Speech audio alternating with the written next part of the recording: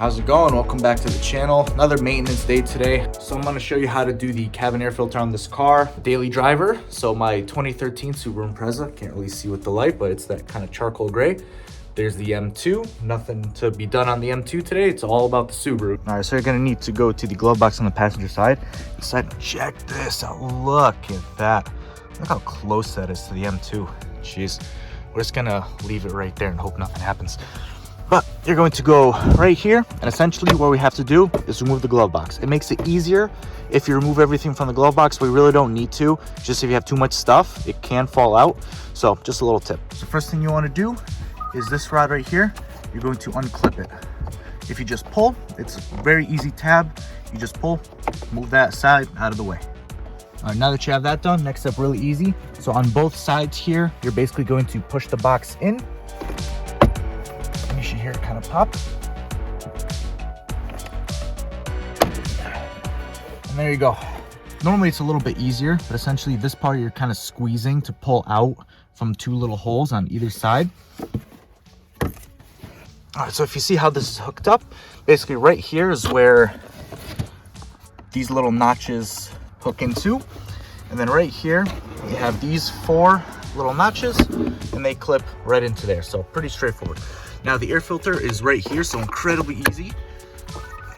As I just broke a tab. There goes the second tab. All right, so I actually had to grab a screwdriver because, well, don't do what I did and snap both tabs.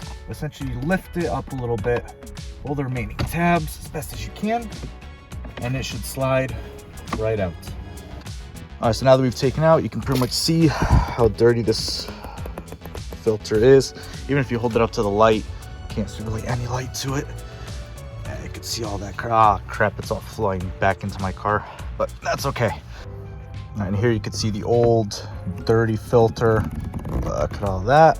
Here you get the nice clean one. All right, so let's take this one and now I'll show you how to put it back in the car. All right, then to put it in, pretty much you just literally reverse the process. Push it in. And that's really it. Again, just big emphasis on being careful not to break these clips because they are extremely fragile, especially in the winter time as I'm doing it now. Now that that filter's in there, we got to put this in. So really easy. You got these four prongs here. You just hook in and tilt up. Then just make sure you don't forget to take this and hook it back in. And that's it. You're done. It's a pretty straightforward video. This one, just big emphasis on not breaking these clips off. You could see two are missing.